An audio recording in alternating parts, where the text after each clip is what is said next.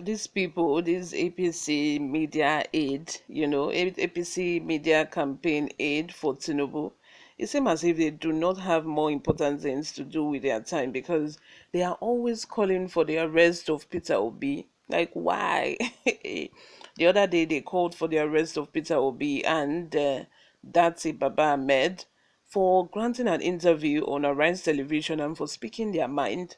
Like, what in the world? What in the world?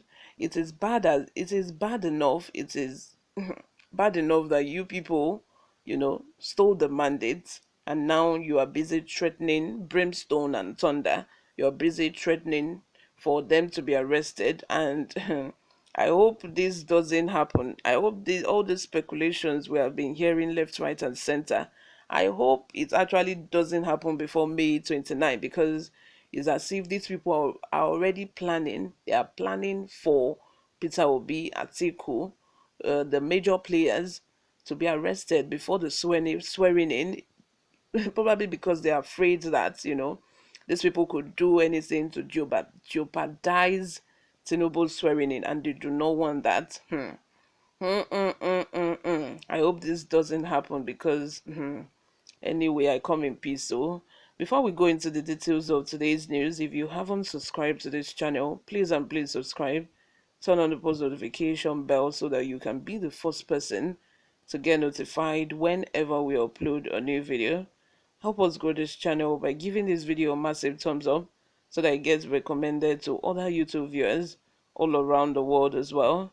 Lastly, please leave your comments in the comment section. Without further ado, let's delve right into the details of today's news. Arrest Atiku, Peter Obi, others over interim government plots. Fani-Kayode tells DSS. Former Minister of Aviation Fani-Kayode has asked the Department of State Services (DSS) to arrest the presidential candidate of the People's Democratic Party (PDP), Atiku Abubakar, and his Labour Party counterpart, Peter Obi, over the plot to allegedly force an interim government. Fani-Kayode stated this while reacting to a security alert by the Department of State Services (DSS) that some misguided politicians are planning to scuttle the May 29 handover to the incoming government.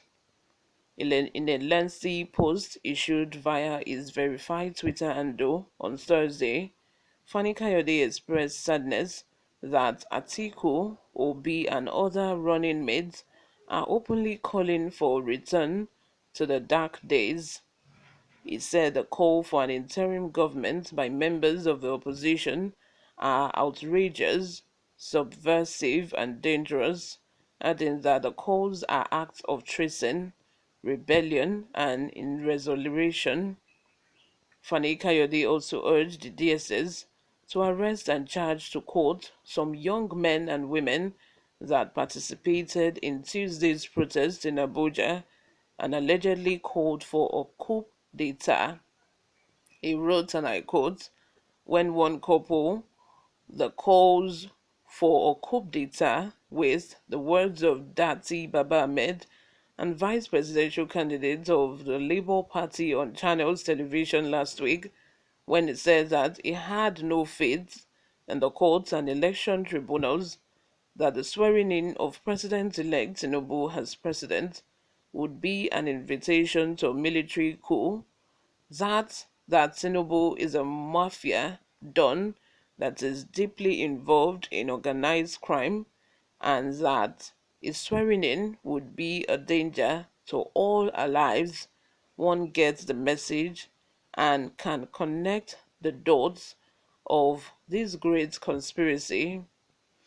The Atiku group, through their numerous spokespersons, have said equally disturbing things, including consistently calling the president-elect a Pablo Escobar like a Pablo Escobar-like drug baron in order to incite the people, the international community, the civic society, the people of Nigeria, and the Nigerian armed forces against him. Outside of that, the opposition has also targeted INEC and the Nigerian judiciary for a campaign of calumny, demonization, and destruction, and they have engaged and induced elements in the international community, including politicians, leaders, businessmen, diplomats, international institutions, and both local and foreign NGOs, who they have misled and fed with the most horrendous lies and propaganda to assist them.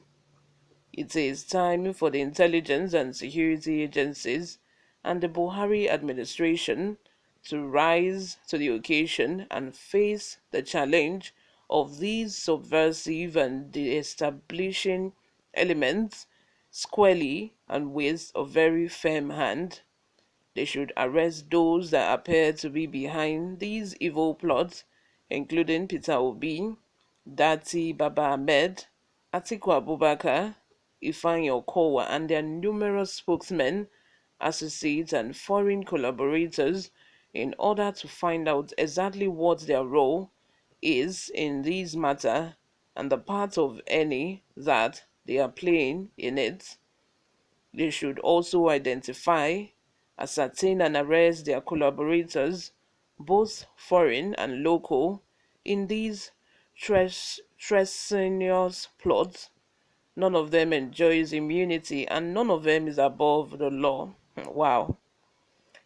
Shielding and protecting them from being held accountable for their utterances and actions, and for supporting anarchy, chaos, treason, and rebellion is becoming increasingly dangerous and does not augur well for the peace and stability of our country. It is also important to arrest and charge to court those young men and women that participated in Tuesday's protest and openly called for a coup d'etat in order to deter others from doing so. Failure to do this will encourage others to do the same and suggest that there is far more to the whole thing than meets the eye. Fani-Kayode said the All Progressive Congress Presidential Campaign Council (APC-PCC) had raised the alarm over the plot for an interim government months ago, stating that nobody took the alarm seriously. He added, and I quote, "We have warned about these sinister plots and plans for months and well before the presidential elections, but no one took us seriously, and it was to no avail. Now the signs are obvious and ominous, and it is clear that there is something evil afoot. It is heartwarming and encouraging that the DSS, as alive to their duties as ever, finally issued a statement yesterday in which they vindicated us. They confirmed the fact that there were some elements within the political class that were planning to use violence to impose an interim national government, and went on to not only warn those that seek to implement this hidden agenda, but also to assure those of us that are against it that they would take strong measures and move against them. This is vital in order for us to protect and save our democracy from those that seek to truncate it and establish an unconstitutional form of government in its stead. It is incumbent upon us all, as Democrats, to speak out in support of the DSS and to help them thwart the evil plans of the unscrupulous conspirators, dangerous plotters, unpatriotic elements, and fascistic forces that want to topple our government and abort the democratic process. Those of us that are politicians and that still believe in democracy must stop being lazy, cowardly, undiscerning, insensitive, and complacent in the face of these challenge. We must appreciate the fact that there is a major play going in the background, and it is not yet Ururu. We must stop pretending that we do not know what is going on, and we must desist from sitting on the fence and edging our bets. We must rise to the occasion that this challenge and very real danger and threat present, and we must defend and preserve democracy by resisting the forces of chaos, anarchy, and tyranny. As a senior citizen, a public office holder, a public figure, and a major stakeholder in the Ashiwaju project, I can no longer sit by idly and stomach this nonsense. It would be irresponsible and cowardly to do so.